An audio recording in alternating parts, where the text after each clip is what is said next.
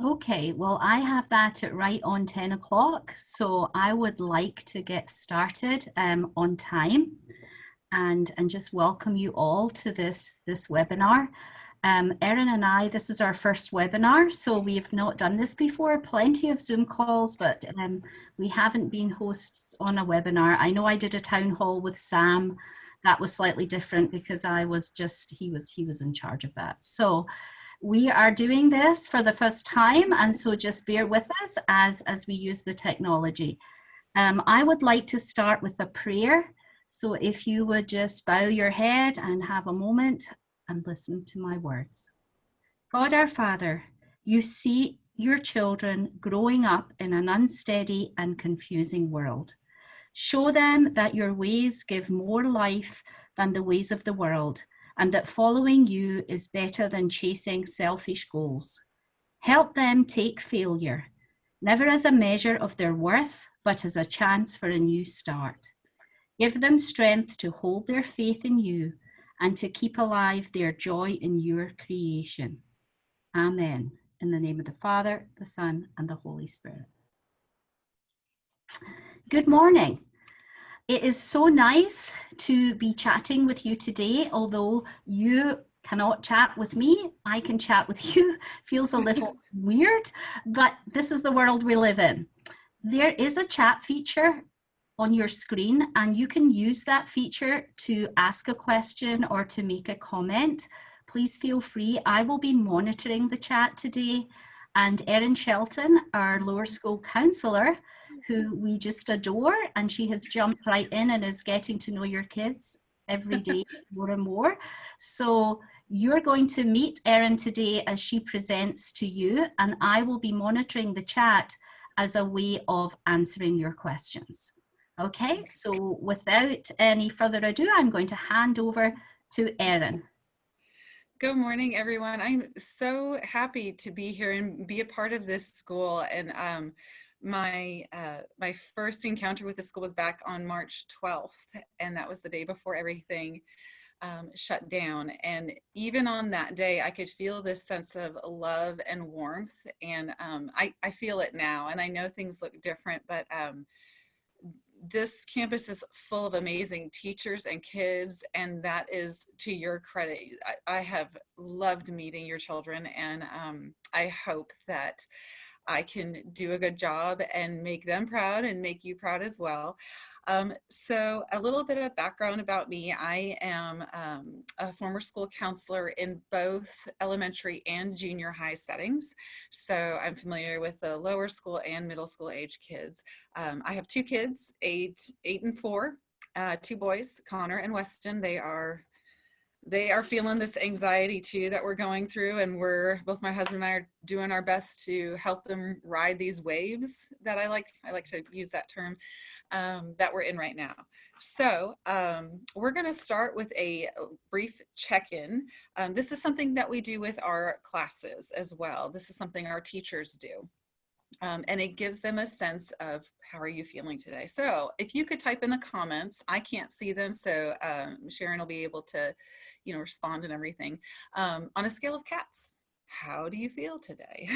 Take a look at those pictures. I'll give you a minute.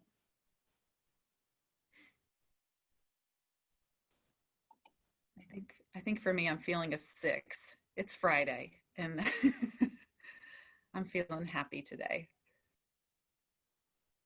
Anybody comfortable sharing? Lots of sharing. I would say the numbers are ranging from a 1, lots of ones. That might be that weekend feeling when they see that white in their horizon, sort of 1s, and then I'm looking and seeing, 5s and 6s. Oh, there's a 9. Oh wow! Oh. Someone's on fire and is up there in the 9.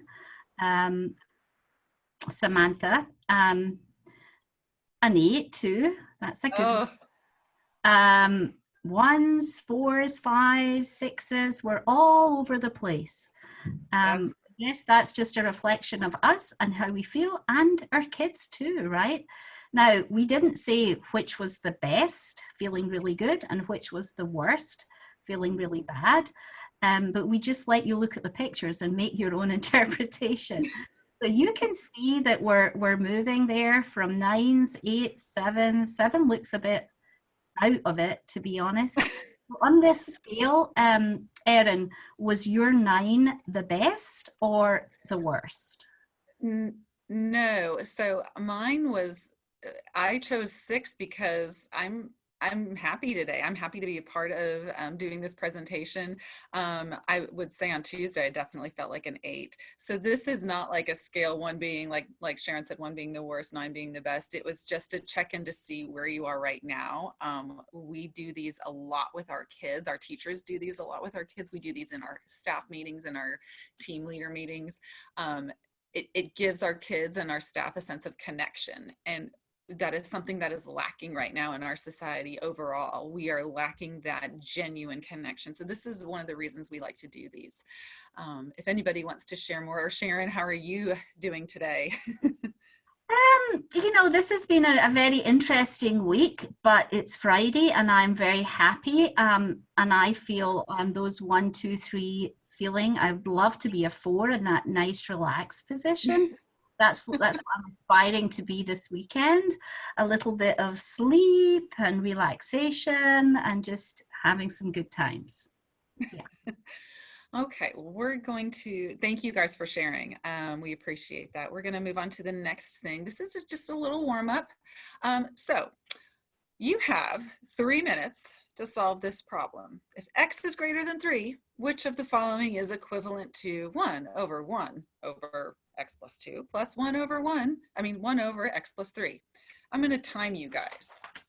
You can type in the chat. Ready, set, go.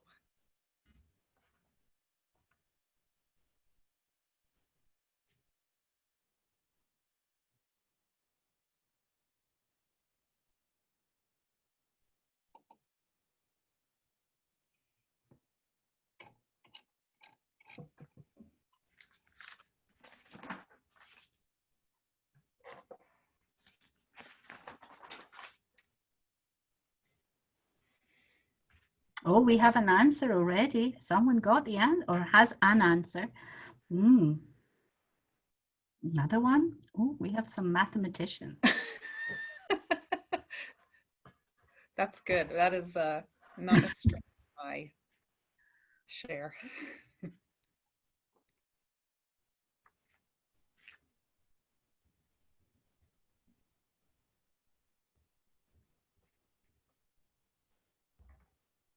I might give you guys less time. We seem to be on it today.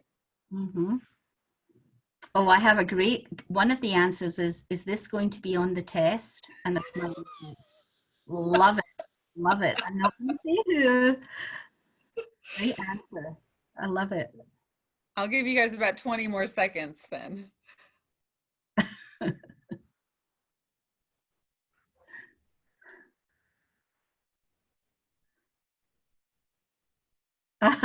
Another good answer. I am a lawyer and try to avoid math.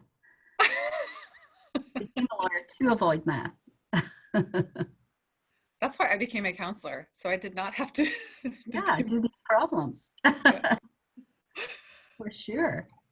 Okay, time is up. Now I'm going to really throw you guys for a loop here because all I did was Google world's hardest math problems and that came up as one of them. I don't know the answer to this question, but what the purpose behind this was, we want to talk about how you felt when we asked you to solve this equation. Did your anxiety level go up? Did you enjoy it? Did you think, no, I'm checking out. I'm going to look at my phone for a few minutes. I'm not going to do it. Like we had a response of, I'm a lawyer. I'm not a mathematician. I'm a school counselor. Math is not my strength. I see beautiful different shades. I'm not a very black and white person. So type in the chat any comments about how you felt. Did your anxiety go up? Did it go down? Did your number change from when you were when we talked about cats, did your number change to a different one? I have an example of that. I have someone who wrote, English professor here, math will bring me right down to a 1. Anxiety. Anxious. Yeah. Mm-hmm. So that feeling of anxiety is in everybody. That feeling of uncertainty and nervousness, and it is so much more apparent right now. So we're going to move into anxiety and stress, and how does it affect your learning? How does it affect our kids' learning? So these are just some brief, very brief overviews of what anxiety is. We all feel anxious from time to time. It's that hyperarousal in our brains when we respond to fear or stress. It's our brain's way, our body's way of saying, oh, something's happening, something's not right. When it's prolonged and chronic, that can result in an anxiety disorder, and that's that sustained arousal. And some people need additional support, additional help for that. Stress is our body's natural response to pressure or a threat. We get hot. If you ever think about, well, how does my body feel when I'm stressed? Maybe we start sweating. Maybe our stomach gets all tied up in knots. Again, those are our body's way of saying, I am stressed right now, help me. And that is when we come up with that fight or flight response. And that's our automatic way of dealing with danger. So how does it affect learning? When we are reacting emotionally, because again, anxiety and stress, those are emotional things. Our body, even though it might be reacting physically, it is an emotional feeling. We're not thinking logically. Think about when you're stressed at work, or when you're anxious at home, or when you're angry. That part of your brain is your emotional part, your sensing part, not your thinking part. And it is the same with kids. And our ability to take in new information is interrupted. So when our children are stressed, when our children are anxious, they are not in their thinking brain right now. So we're going to talk a little bit more about some strategies in the future to help how we can deal with it. So how does it affect learning? I just went over this. What we need to do is, one of the things we can do is address the emotion and feeling. It is okay to say to a child, you look nervous. You are feeling nervous. I can tell by this. You're crying, your face looks upset. Just on a personal note, when my older child, when he gets anxious or nervous, he will start crying. He gets teary, and I will ask him, are you nervous right now? A lot of times he says no. That's okay. Then I kind of say, well, your body's telling me something different. Your face is saying that something's wrong. Sometimes he doesn't tell me, and I don't push it, but I want him to know that I'm there and I'm supportive. So even in our own homes, it doesn't always go the way we want it to go. So one of the things I like to say is name it to tame it. It's okay to name those emotions. It's okay to say, I'm anxious, I am nervous. Sometimes that word anxiety or that word anxious can be a little bit of, one that we don't want to use because we don't want to provoke that feeling. But oddly enough, it works in the opposite way at times. When we name those feelings and when we say they're okay to feel, it lowers that child's anxiety. And so we're going to go through a little bit more ways that we can help our kids. So anxiety can show up as something else. And these are a few ways that it can. So let's look through these and think about in your own life, as a mom, as a dad, as someone that's taking care of a child, if you're a grandparent or aunt or uncle, how anxiety shows up for you. Maybe type in the comments if you're comfortable sharing.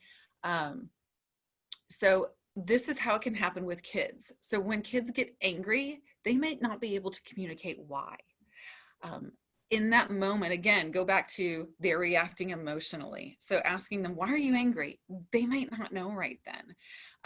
They might not be able to tell you. So that strategy of letting them feel right then, like acknowledging that feeling, name it. You look angry, will at times lower their anxiety. It's amazing how that works in even with my 4-year-old. Like, you look angry, and he looks at me and he goes, and then he stomps away, and I let him be, and he'll come back and he'll talk to me. Difficulty sleeping. I'm very guilty of this. I think maybe some of us have had trouble sleeping maybe the past couple of weeks, these past couple of months. Your kids might be too. Your kids might struggle going to sleep. There's our basic needs of feeling safe and secure have been disrupted over these past few months. And that's something that we all need in order to go up this hierarchy of feeling a sense of belonging. So if we're not getting our basic needs met, it's hard for us to think along those lines of, do I feel connected? Do I feel loved? They have to get those basic needs met first. Sharon, please tell me if I'm going too fast. I don't want to miss any questions or anything. No, there's no questions. I'm monitoring the chat. You're good to go. Okay, great. So defiance. This is something, again, that shows up in my own home as well. So your children might be unable to communicate what's really going on. And sometimes it's due to a lack of control. They feel helpless, so they're going to try to control something that they can. That's where whining also comes into. Whining is a very good characteristic of, I feel out of control. So what do we do when we whine? We give that child choices that they can control. We say, do you want to go sit over here or sit over here? Very basic choices. Whining happens in my own home too. I like to tell my kids, I don't listen to whining. Does it work all the time? No. And sometimes you have to get to the underlying emotion of, I'm whining because I'm tired. I'm whining because I'm hungry. So again, anxiety can show up as something else. Chandeliering is an interesting concept for anxiety. Your child might be seemingly calm, and then all of a sudden they might explode for no apparent reason. That's them kind of trying to manage, and all of a sudden I'm like a volcano. I can't do it anymore. So here's a few more. Lack of focus. They could be caught up in their own thoughts, just unable to pay attention to that task at hand. Sometimes I think, I used to think I could multitask. And now I know I can't. What I can do is task switch. So sometimes we might not be able to do a certain task very well because we're not focusing on it right then because we are anxious. Your child might be feeling the same. Avoidance. So this goes along with something that I learned about through Brene Brown. If you are an under-functioning anxious person, you might shut down. And your child might too. Your child might just completely shut down or avoid that certain subject or that certain space. Negativity. So their negative thoughts are going to increase much greater intensity than their positive ones. And then you might have the over planning, the child that, okay, I can't control this. I'm going to control this. I'm going to do this. I'm going to put everything in a certain space. That goes along with an over functioning anxious person, someone that has that, and that would be me. Someone that needs to, okay, this is out of my control. I'm going to try this and this and this. Does anyone identify with any of these? We've got a lot of different ones. And does anyone see these in their kids? I welcome comments. Anybody willing to share? I'll give you a few minutes to think about them.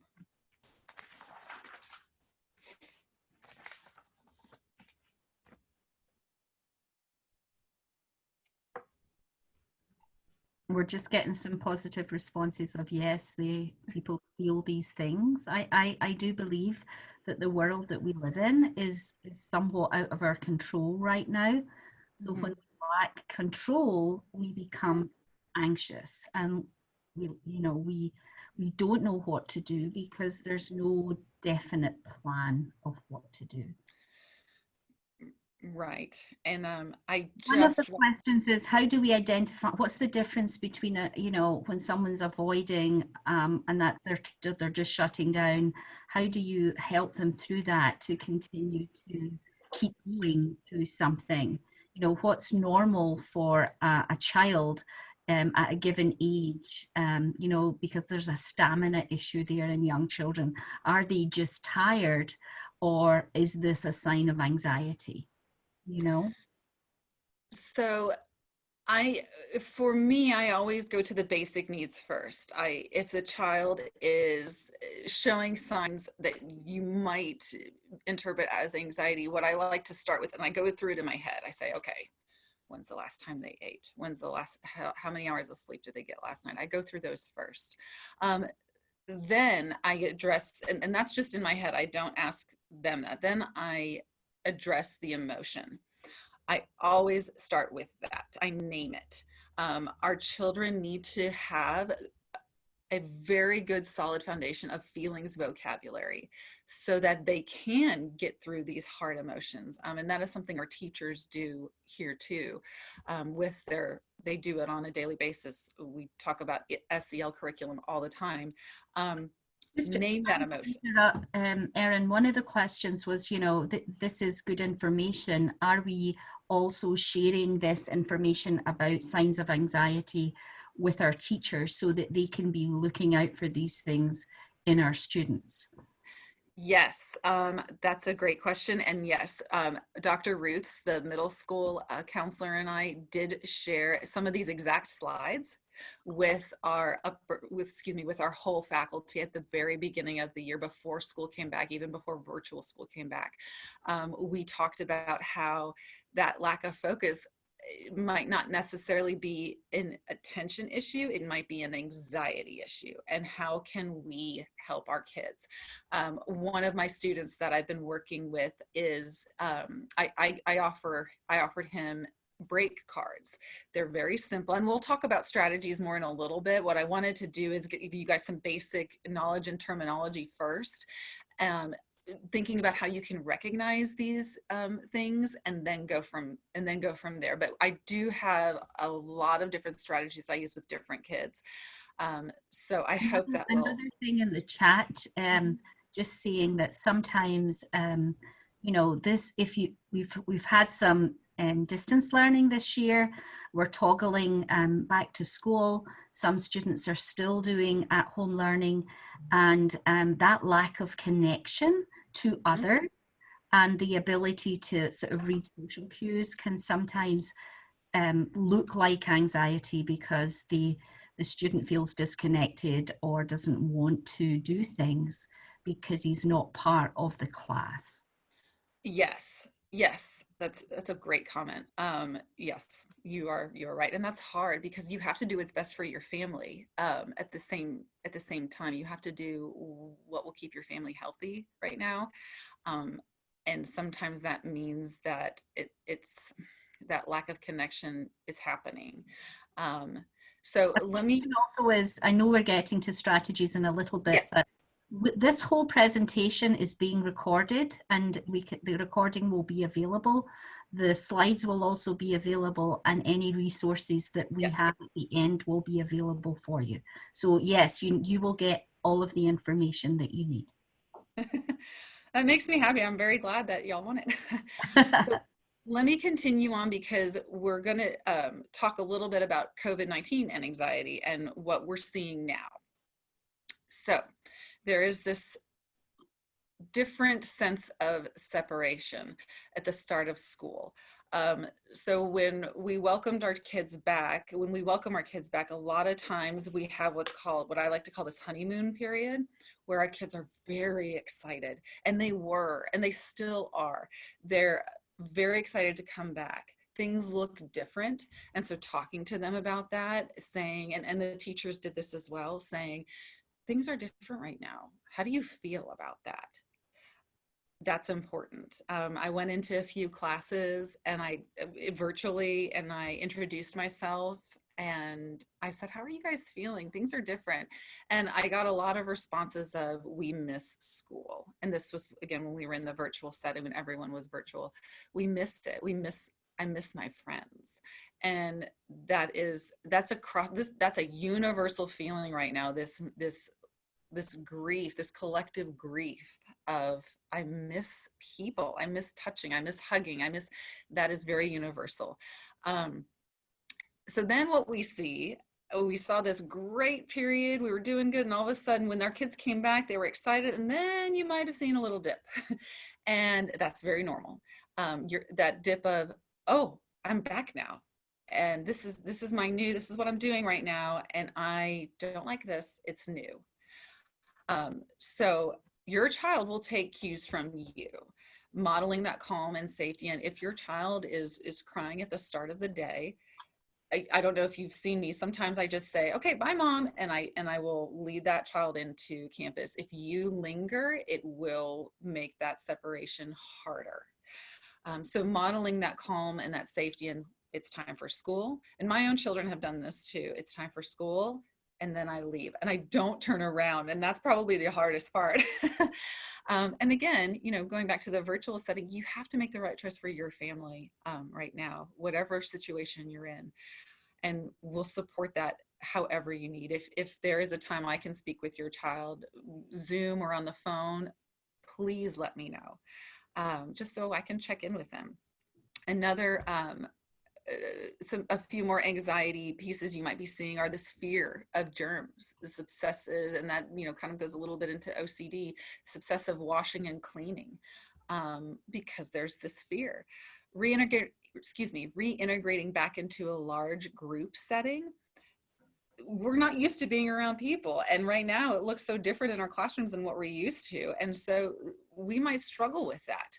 You might see your children be refusing to come, saying, I don't want to be here, I don't want to do this. It is different, it is hard. And so saying those things, yeah, this is different, you sound like you're really struggling, that's okay to say. Addressing that feeling, the emotion first, is going to get you into that logical mindset with your child. But we have to start with the emotion.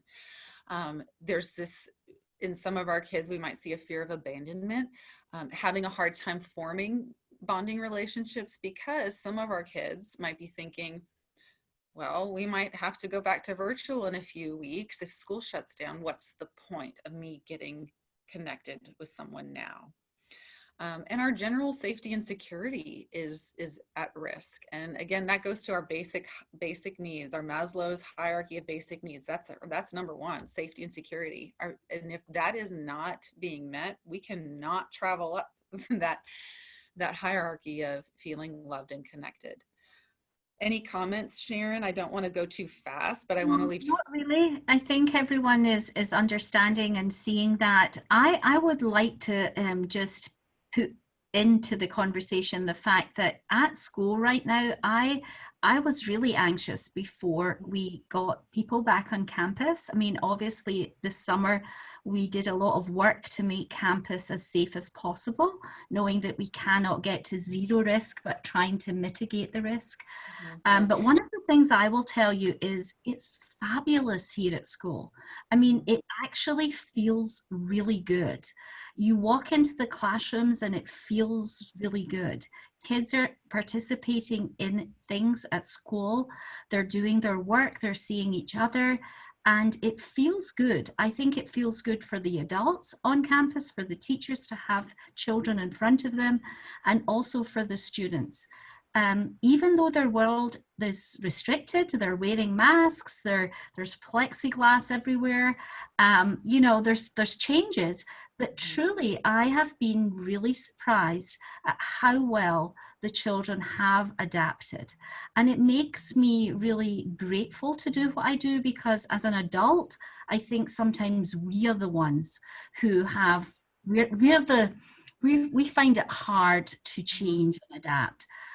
Little people, thankfully, are very good at changing and adapting. And what we see are a lot of kids who are having fun on the playground, even though there's a smaller group of them together. And they're doing school, and it feels really good. Would you agree, Erin? That's something I take away every day. I would. Our kids are more resilient than we are at times, and that we give them credit for. And so I believe, my advice to you is to stay that course. Your consistency in behavior and routine matters. Mm-hmm.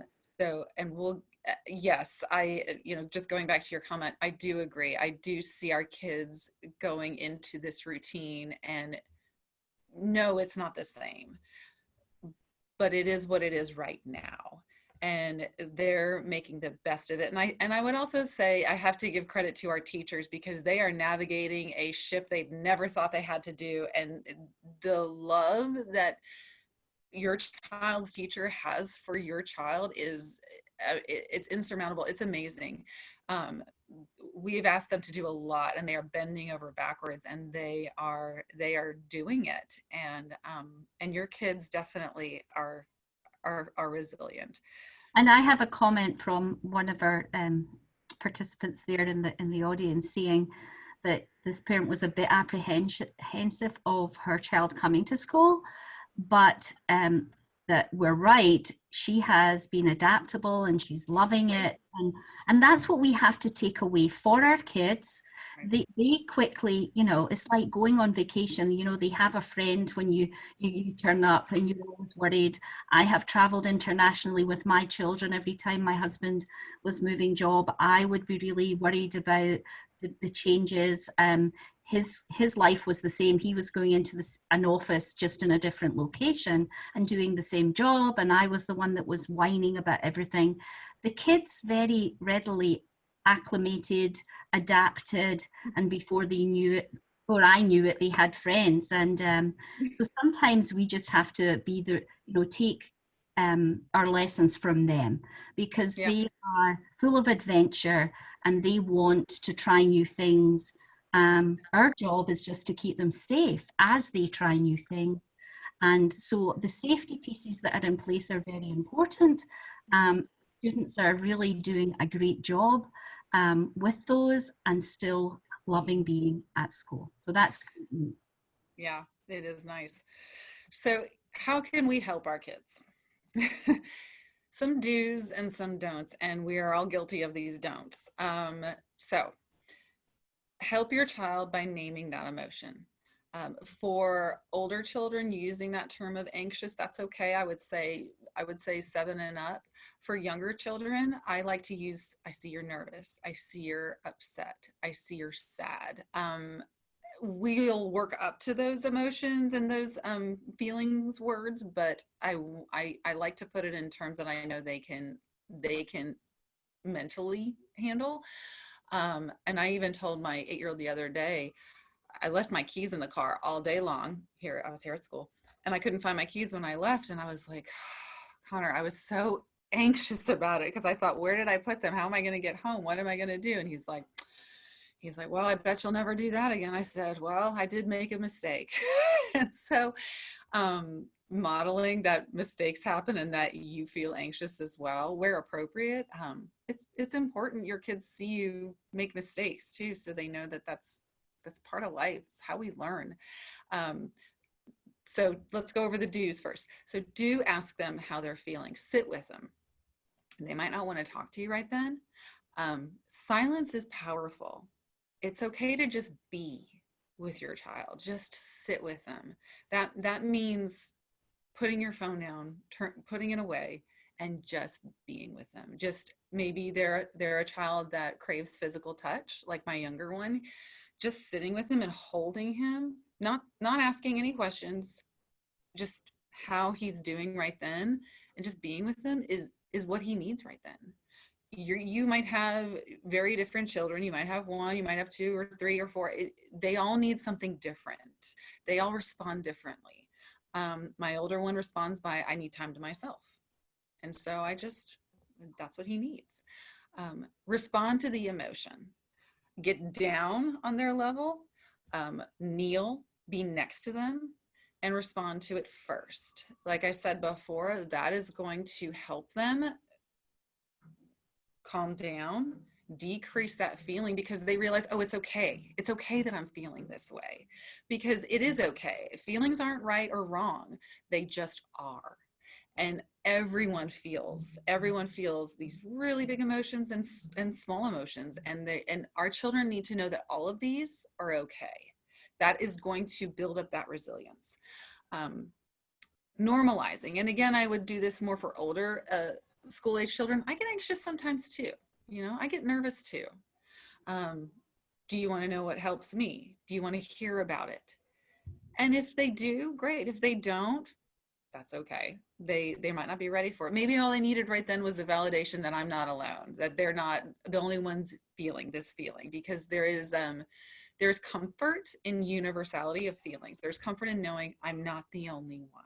And right now, none of us are the only ones. We're all in this. supporting and giving strategies. And I do have strategies on the next couple of slides, so don't worry about that. I have some resources too. So don't ignore it.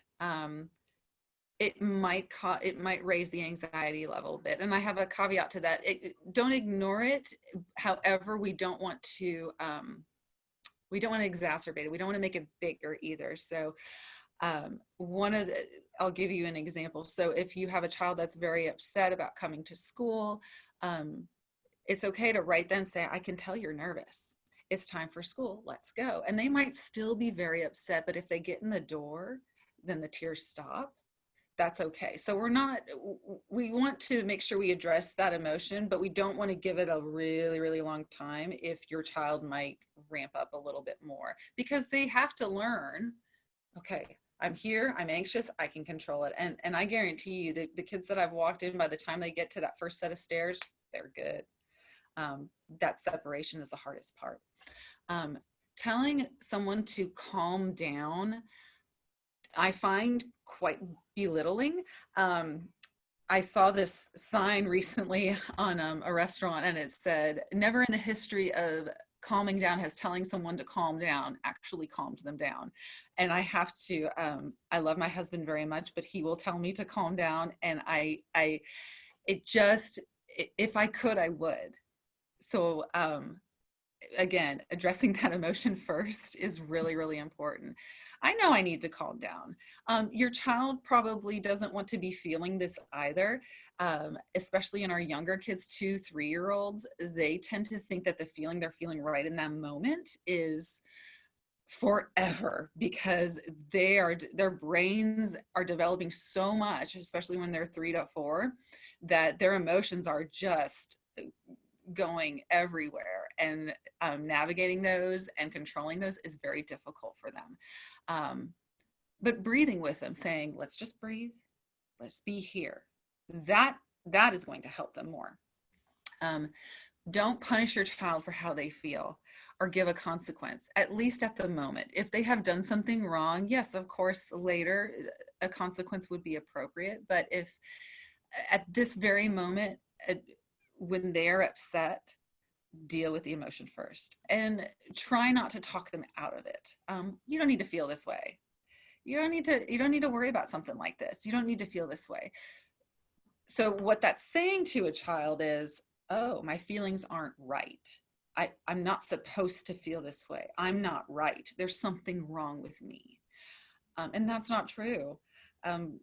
They're, like I said before, the feelings are what they are, and we need to allow our children, especially right now, to feel however they are, and so we can help them through.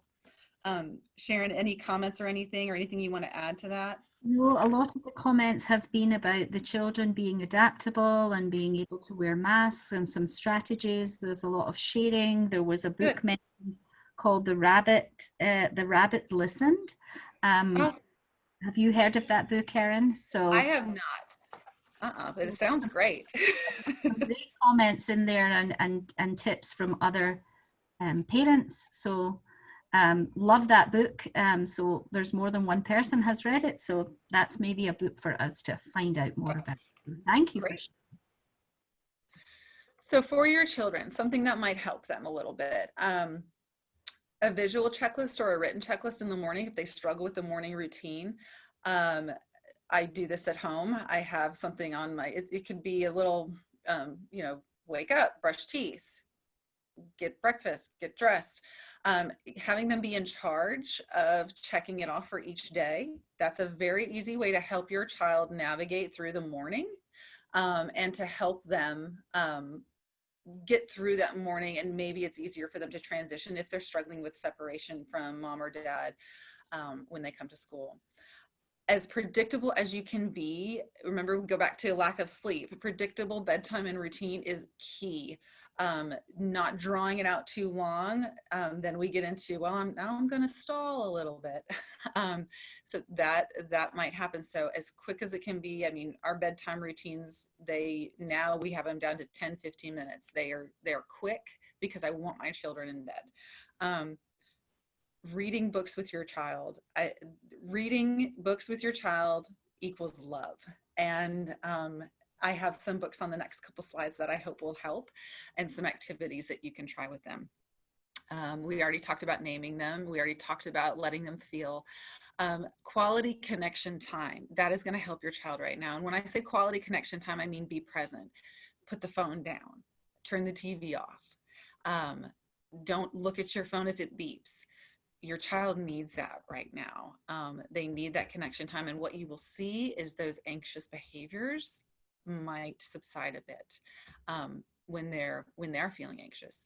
And I would say that I, as a parent, I can kind of connect to that, you know, being present, because I would say to my girls who were very close in age, I would say, do you need my ears or my eyes? Because sometimes with girls in particular, and you know, three girls coming in the car and all just telling about the day, they didn't really need my eyes at that point. They were just dumping information, and they needed me to kind of go, oh yeah, or something, but not really to listen. But I used to distinguish between my ears and my eyes, because when they needed my eyes, I knew that they needed my connection. They needed me to help them solve something or help them fix something. And so that was a strategy that I used with the girls. I would ask them, do you really need my ears right now or my eyes? And they knew, they started to understand what that meant. Because sometimes they really do need you to help them. And that's when that connection of being present is very, very important. Yes. Designating a worry time. So this might be for your older kids. I would say 7 and up. Giving them a time to, if they're worried about something in the car and you see them start to kind of, their anxiety starts increasing. If they're worried about something and it's not happening till the end of the day, designate a time. Hey, let's worry about this from 3:30 to 3:45. And they're going to be like, huh? If you're designating a specific time, you're giving them permission to feel. And then when that 3:30 to 3:45 time comes, oh, hey, it's time for us to worry about this. Oh, I don't need to anymore. Oh, okay. So sometimes just recognizing I'm worried, I'm upset, I'm anxious, it completely dissolves that worry and that anxiety. A lot of times, and I do that with a lot of students, I say, okay, give me this worry right now. I'm going to put it right here. And we take something that's very abstract, like what they're worried about, and we make it concrete. That is a lot of this. That's a lot of what I do here in my office with kids. Taking a concept like a feeling, like a worry, like my anxiety, and making it concrete helps kids get over that emotion and get over that hump. So sometimes what I do, the next thing it says drawing or worry and then shrinking it. So I get a piece of paper for my kids. You can do this at home. Let's draw this worry. Draw it as big. What does it look like? How many eyes does it have? Draw it as big as you feel. Okay. Now let's draw it a little smaller in this space. And you can even designate like a medium-sized space from there. Okay. Now draw it a little smaller. And again, we're making something very abstract, very concrete. Okay. Smaller, smaller. Make it as small as you can. And then it kind of gets silly, right? And so by then they're thinking, oh, it's okay, it's so small. And then we just hang on to it. We don't throw it away. And sometimes we can do something like that if that's what they want. I used to take one of my students, I used to have a shredder in my office, and I would say, okay, let's write this worry down. Okay, now let's shred it. And he's like, it's still there. And I said, write it again. So he writes it again. Then we shred it. And then we write it again, and so we're getting it out. We're not holding it inside. We're getting it all out. Reframing it. So what I mean by that is, we think of things one way and then we think of things the other way. So I have these little frames and I use these, and I'm going to hold them up. Sharon, I don't know if you can, because I can't see myself. Yes. Yeah. Yeah. Okay. So they're just little paper frames. And so you can draw your worry inside here. They can draw their worry inside here. And around it, it says things like, I can't stand to make mistakes. It's not fair. I should have known better. This is the worst thing. Okay, so this is how you're framing it right now. Okay, now let's frame it this way.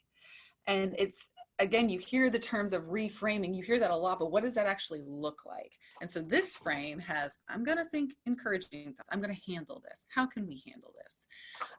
So it's just switching our brains a little bit and thinking about something logically versus emotionally so that we can grow from it. For you, take a media break and be mindful about what your children are hearing or seeing. They hear and see a lot more than we give them credit for. They might be listening to you talking about the political climate right now, or talking about the COVID numbers right now. It might not be something for their ears to hear. So be mindful of what you're talking to your spouse or significant other about, what you're talking to your friends about, in the car, when you're on the phone and your kids are in the back seat. Just being mindful about it is going to help. And that goes for me too. And I don't know if Sharon, you can give any examples of this, but it's our kids are seeing and hearing a lot right now. And although our first instinct is, yes, we want to protect and we want to keep safe, there is a boundary to things that they can and cannot handle. And we need to make sure that we are not overstepping that boundary.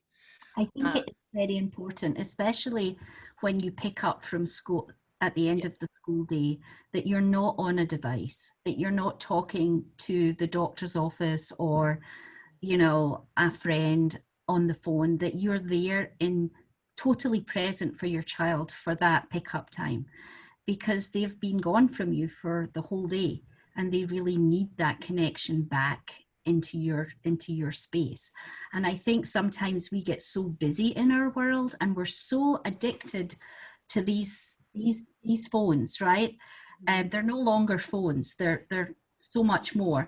And I think that just having time that you do not have your phone on and you're really not engaged in that, and that you're present in the moment for your child, is the best advice I can give. I mean, I see it all the time with my own grandchildren. yeah, And I know that they really appreciate it when we just ignore phones, right? yeah, So just be aware that the child is there for you and the phone will doesn't need to be there, right? yeah. And just make it okay. Make that an okay thing. And I would also go back to that quality connection time. If you give your child 10, 20 minutes of quality connection time, that is more valuable than giving them an hour of where you're doing this, because that's quality time. You on your phone scrolling is not. Um, I attending just to want them. to tell you, Erin, we've got 10 minutes, so just Okay. Well, you can read through the rest of these. And what we're doing right now is connecting, and I want to leave time for questions. So, resources. These are some books I have used in my office with my kids. These are all hyperlinked too. Hey Sigmund is a great resource. The next one is 37 Techniques to Calm an Anxious Child. So those give you concrete ways, and some of which I've included in here, to calm a child. And Sharon, I don't know how we can share this out to make sure that the links get through, but we can talk about that later. yeah. What to do when you worry too much. It's a book I've used when I was in when I was doing my school counseling in Katy, and is a worrying you. So these are all very, very good resources, and I definitely encourage you to take a look at these. Um, resources for you as a parent, as someone, as a guardian. You have to take care of yourself so that you can take care of your child. If you're not taking care of yourself, then it's going to be a lot harder for you to take care of your children. It's not like the quote says, it's not self-indulgent, it's survival. It's important. It's important for you. So you're not selfish if you do it. You're not, don't feel guilty about it. It's important. So these are some resources. The two in the middle, there's Take Your Mental Health Temperature. That one is an article. Dr. Laura Markham is, you've maybe seen her on AHA Parenting. Wonderful practical strategies that are all developmental, that, you know, school age, preschool, toddlers, they go through all of that. Big Life Journal, that's a lot about growth mindset and resiliency. And Self-Compassion is with Dr. Kristen Neff. Please look into this for your own mental health, because it will help you. It's helped me be a better parent. So I would just like to plug this book as well. This is a book that is Anxious Kids, Anxious Parents. oh It's yes, by Lynn Lyons, is a very good person in this field to just connect to, and you can join her website as well and get great tips. This is a practical book, so not only does it tell you about anxiety, she only works with children. It tells you what to look for, it gives you things to try, so it's very practical, a very easy read. I would like to, and we've tried in the past, and I think we'll try again in the future, especially given the world we live in at the moment. But this would be when we can have speakers again.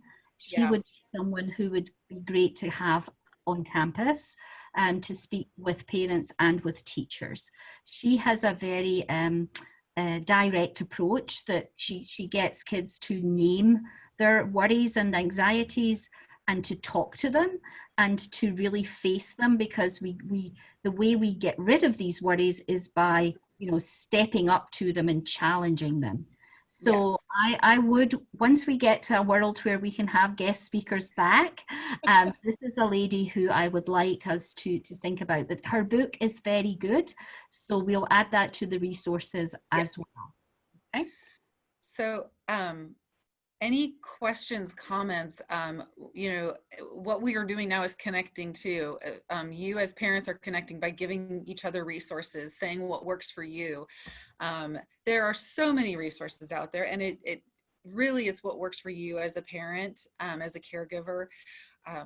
And please do reach out to me if you need any specific resources or you have a specific question about your child. That would be a good avenue to share, versus if you have general questions, we would love to hear them, or some comments. I would love to hear those too. So And we would like to, I mean, this is our first go at yeah, this.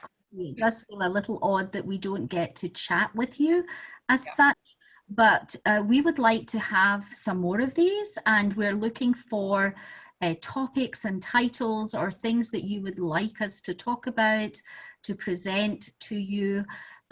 So any suggestions for future Coffee with Corbett talks would be gratefully received. You can also email Erin or myself at school with ideas or questions or any, you know, specific personal things you want to talk about. We're here for you. I yeah, know it's difficult because you can't see us and feel us and touch us, and you know that does make a difference. I know I am such a people person and I get my energy from people. That's why I became an educator, and I am missing that terribly. But we need to get beyond that. We need to find ways to connect. And so our goal this year is to continue with the series of Coffee with Corbett, and we're looking for you to give us some suggestions and ideas. Anxiety was our first one because we're all anxious. You know, we have really noticed coming back to school that everyone is in a raised state of anxiety, and the other piece is everyone is exhausted because we're yes, constantly having to problem solve and think of ways to do something differently and safely and so on. So those were the big kind of nuggets that we had as a thought when Erin and I started to kind of brainstorm for our first coffee. But we want to continue with this conversation point forward, and we want to share ideas with you and hear your ideas. I am really enjoying listening and sort of seeing the chat, because I see a lot of praise for the teachers and for school, and a lot of people saying that their kids are really doing well at school. So that's this so is, great. this is a really nice piece. I hope that you now know Erin as our new counselor. She would love to be face to face with you, I having would. that.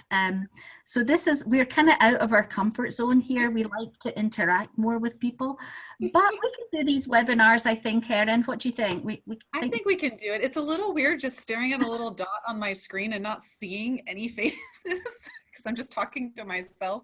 But I would love it if parents could reach out to me if they have any questions or just comments, or I'm a learner. I'm a grower. So tell me what I can do better. I'm very open about that sort of stuff. I just, I'm constantly wanting to learn and get better. So please let me know, give me feedback, call me. That's what I'm here for. So, and I've loved meeting some of your kids.